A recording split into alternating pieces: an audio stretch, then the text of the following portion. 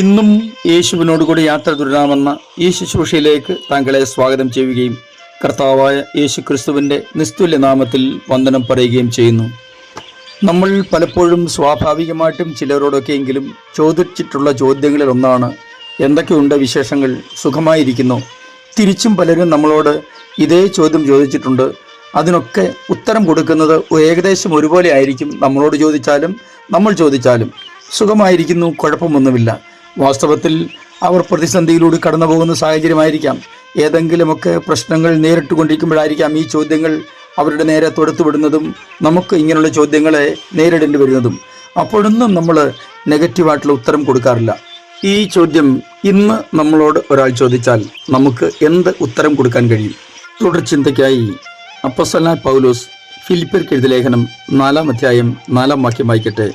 കർത്താവിൽ എപ്പോഴും സന്തോഷിപ്പിൻ എന്ന് ഞാൻ പിന്നെയും പറയുന്നു.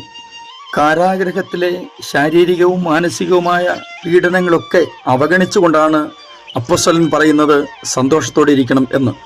കാരാഗ്രഹ ജീവിതമോ പീഡനങ്ങളോ ഒരിക്കൽ പോലും തന്നെ ദുഃഖത്തിലാഴ്ത്തിയിട്ടില്ല എന്ന് ദൈവവചനത്തിൽ പലയിടങ്ങളിലും അപ്പോസ്തലനായ പൗലോസിനോടുള്ള ബന്ധത്തിൽ നമുക്ക് മനസ്സിലാക്കിയെടുക്കാൻ കഴിയുന്ന കാര്യമാണ്. എപ്പോഴും സന്തോഷിപ്പീൻ എന്നുള്ള ആ വാക്കുകളോട് ഒരാൾ ഇങ്ങനെയാണ് പ്രതികരിച്ചത്. പറയാൻ വളരെ എളുപ്പവും കേൾക്കുവാൻ ഹൃദ്യമായതുമായ വാക്കാണിത്.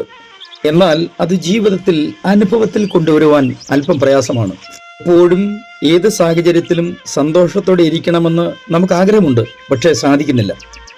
സന്തോഷം, ആനന്ദം എന്ന ഈ രണ്ട് വാക്കുകൾ ചേർത്ത് അനേകർക്ക് പേര് വിളിക്കാറുണ്ട്. സത്യത്തിൽ അവർ സന്തോഷിക്കുന്നവരോ ആനന്ദിക്കുന്നവരോ ആകണമെന്നില്ല. മാതാപിതാക്കന്മാർ അങ്ങനെ നൽകിക്കൊടുത്ത ഒരു പേരാണ് സന്തോഷമെന്നും ആനന്ദം എന്നൊക്കെ. ഏകാധിപതിയായ ഒരു മനുഷ്യൻ തൻ്റെ ജീവിതത്തിലേക്ക് ഒരു തിരിഞ്ഞുനോട്ടം നടത്തിയിട്ട് ഇങ്ങനെ ഒരു പ്രസ്താവനയാണ് താൻ ചെയ്തത്. ഞാൻ എൻ്റെ ജനങ്ങളുടെ സ്നേഹം ആർജിച്ച് ശത്രുക്കൾക്ക് ഭയമുളവാക്കിക്കൊണ്ട് 5 പതിറ്റാണ്ട് കാലം ഭരിച്ചു. വും ശക്തിയും അധികാരവും ആഹ്ലാദവും ഒക്കെ എൻ്റെ ചൊൽപ്പിടിയിലായിരുന്നു. യാതൊരു ഭൗതിക അനുഗ്രഹവും എനിക്ക് അനുഭവപ്പെട്ടില്ല. ഞാൻ തിരിഞ്ഞു നോക്കി എൻ്റെ ദിവസങ്ങളെ പരിശോധിച്ചപ്പോൾ അവയിൽ ഞാൻ സന്തോഷവും ആനന്ദവും അനുഭവിച്ചത് കേവലം 14 ദിവസങ്ങൾ മാത്രമായിരുന്നുവെന്ന് കണ്ടെത്തി. രാജ്യങ്ങൾ വെട്ടിപ്പിടിച്ച് യുദ്ധത്തിലൊരു ജൈത്രയാത്ര തന്നെ നടത്തിയ ഒരാളായിരുന്നല്ലോ നെപ്പോളിയൻ. അവസാനം സെന്റ് ഹെലീന ദ്വീപിൽ കഴിയുമ്പോൾ താൻ തിരിഞ്ഞു നോക്കിയിട്ട് ഇങ്ങനെ പറഞ്ഞു, എൻ്റെ ജീവിതത്തിൽ യഥാർത്ഥ സന്തോഷം അനുഭവിച്ച ദിവസങ്ങൾ വിരലിൽ എണ്ണാവുന്നവ മാത്രമേ ഉള്ളൂ. ചിത്രശലഭത്തിൻ്റെ പിന്നാലെ പായുന്ന ചില കുട്ടികളുടെ അനുഭവമാണ് പലരുടെയും ജീവിതത്തിൽ. കയ്യെത്തിപ്പിടിക്കാമെന്ന് വെച്ച് ഓടിത്തളരും. ഒടുവിൽ നിരാശ മാത്രമായിരിക്കും ആ കുഞ്ഞിൻ്റെ മുഖത്ത് നമ്മൾ കാണുന്നത്.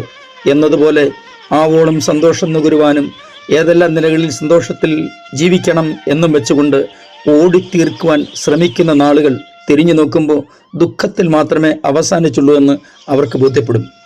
ജീവിതത്തിന് യാതൊരു നിയന്ത്രണവും കൽപ്പിക്കാതെ എല്ലാറ്റിലും സന്തോഷം കണ്ടെത്താൻ വേണ്ടി പരക്കം പായുന്ന അനേകർ നമ്മുടെ സമൂഹത്തിൻ്റെ ഒരു മുഖമായി മാറിയോ എന്ന് സംശയിക്കേണ്ടിയിരിക്കുന്നു. വാസ്തവത്തിൽ സന്തോഷം എന്നുള്ളത് ബാഹ്യമായ എന്തെങ്കിലും നേട്ടങ്ങളല്ല, മറിച്ച് ആന്തരികമായി നമ്മൾ പ്രാപിച്ചെടുക്കുന്ന ഒരു അനുഭവമാണ്. അങ്ങനെയുള്ള അനുഭവം തൻ്റെ ജീവിതത്തിൽ യേശുക്രിസ്തുവിലൂടെ കണ്ടെത്തി എന്നതിൻ്റെ ഫലമാണ് അപ്പോസ്തലൻ പറയുന്നത് കർത്താവിൽ എപ്പോഴും സന്തോഷിപ്പീൻ എന്ന്.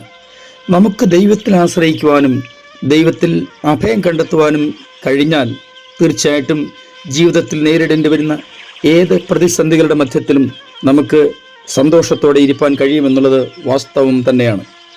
ദൈവത്തെ സ്നേഹിക്കുന്നവർക്ക്, നിർണയപ്രകാരം വിളിക്കപ്പെട്ടവർക്ക് തന്നെ സകലതും നന്മയ്ക്കായി കൂടിയാപരിക്കുമെന്ന ദൈവവചനം ഓർത്ത് നമുക്ക് കർത്താവിൽ ആശ്രയിക്കാം, ദൈവത്തോട് ചേർന്നിരിക്കാം. അങ്ങനെ നമ്മുടെ ജീവിതത്തിൽ സന്തോഷം നിലനിർത്താം. ദൈവം അനുഗ്രഹിക്കട്ടെ. ഞാൻ നിങ്ങൾക്ക് കൊണ്ട് പ്രാർത്ഥിക്കുന്നു. സ്വർഗീയ പിതാവേ, എൻ്റെ എല്ലാ പ്രിയപ്പെട്ടവരെയും അങ്ങയുടെ കരങ്ങളിലേക്ക് ഏൽപ്പിച്ച് അനുഗ്രഹിച്ച് പ്രാർത്ഥിക്കുന്നു. ദൈവത്തിലുള്ള ആശ്രയത്താൽ സന്തോഷം നിലനിർത്തി ജീവിപ്പാൻ നിങ്ങളെ സഹായിക്കണമേ.